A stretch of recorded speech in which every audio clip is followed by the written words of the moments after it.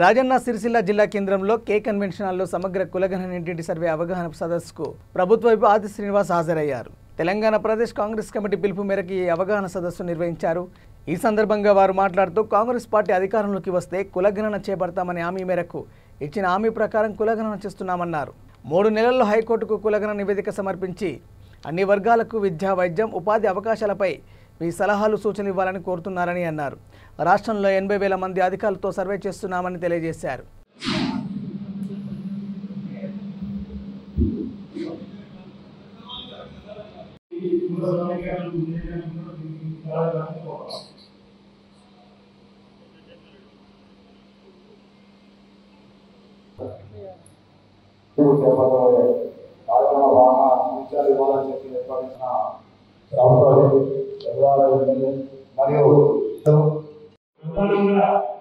Pradesh Congress committee ఇచ్చినటువంటి పిలుపు ఈ సమావేశం ముఖ్య ఉద్దేశం.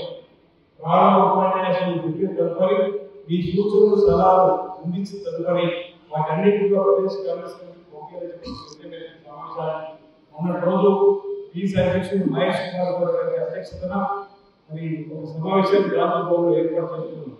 సామాజిక, ఆర్థిక, విద్య, ఉపాధి, రాజకీయ మరియు కుల సర్వే కార్యక్రమాలు తీసుకున్న ప్రభుత్వం ముందుకు పోతున్న తరుణంలో మీరందరూ కూడా చూసిండ్రు. రాహుల్ గాంధీ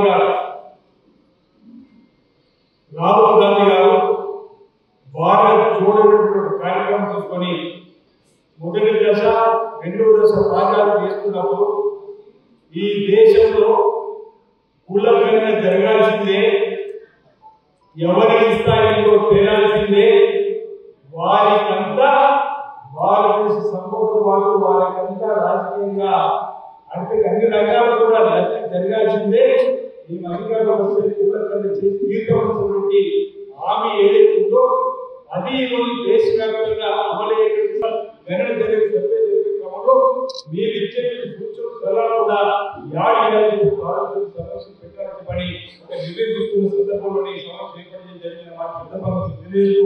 దానికి సంబంధించినటువంటి ఈ జిల్లా కాంగ్రెస్ పక్షాన ఏదైతే మండల కాంగ్రెస్ అధ్యక్షుల బాధ్యతలో జిల్లా కాంగ్రెస్ బాధ్యతలో బీసీలు బ్లాక్ కాంగ్రెస్ అధ్యక్షులు అందరూ కూడా బీజేపీ కార్యక్రమం మీటింగ్ దాన్ని తీసుకొని ఇప్పటికే అధికారులు కార్యక్రమం ఉంది. మీరు కూడా కార్యక్రమాన్ని మీకు అందిస్తామని తెలియజేస్తూ ఇంచుమించు 50 ప్రశ్నలు రాష్ట్ర వ్యాప్తంగా 80,000 మంది అధికారులతోటి ఈ కార్యక్రమం జరుగుతున్న క్రమంలో మనందరూ కూడా కార్యక్రమం ఈ నెల ఆఖరి వరకు ఇంచుమించు 26 తేదీ నుంచి ఈ నెల ఆఖరి వరకు కూడా ఈ కార్యక్రమం నడుస్తుంది. ఆ తదుపరి కోర్టు కూడా మనం మాటించినాం. డిసెంబర్ 9వ తేదీ ప్రత్యేకమైనటువంటి రోజు. డిసెంబర్ 9వ తేదీ శ్రీమతి సోనియా గాంధీ గారి పుట్టినరోజు. డిసెంబర్ 9 మన తెలంగాణకు సంబంధించిన అనౌన్స్మెంట్ డే. ఈ చారిత్రాత్మకమైన రోజు నాడే సచివాలయంలో తెలంగాణ విద్యార్థులు పెట్టుకుంటున్న సందర్భం.